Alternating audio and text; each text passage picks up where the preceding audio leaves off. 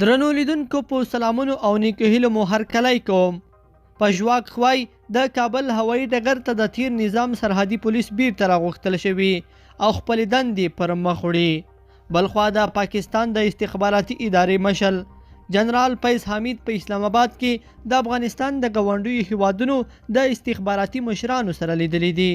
پاکستانی رسنۍ وایي په دې لیدنه کې د روسیې، چین، ایران، ازبکستان، تاجکستان، ترکمنستان او د منځنۍ آسیایي هیوادونو استخباراتي مشرانو ګډون کړی و.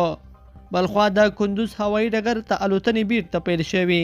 د کندوز ولایت ځایي چارواکي وایي چې تیره ورځ یوې بهرنۍ الوتکې 4 تنه بې پولې ډاکټران چې په کندوز ولایت کې فعالیت کوي دغه ولایت ته انتقال کړي دي. د کندوز ولایت د ځایي مسؤلینو په وینا د هوایي ډګر ټولې برخې بیرته فعالې دي او هیڅ ستونزې د الوتکو د تګ راتګ په برخه کې نه لري. بلخوا د چین مشهورې خپرونې ګلوبل ټایمز په یو مطلب کې ویلي چې که نړیواله ټولنه په رښتینې توګه غواړي له جګړې وروسته افغانستان سره مرسته وکړي نو اوس یې وخت را رسېدلی دی.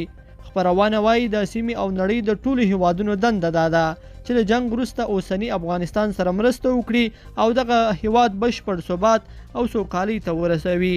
لیدونکو په دې هیله چې دا مطلب به مو تر پایه لیدلی وي. که مو دغه ویډیو خوښه شوې ویډیو لایک کړئ او چینل سبسکرایب کړئ. تر بیا ښه وخت.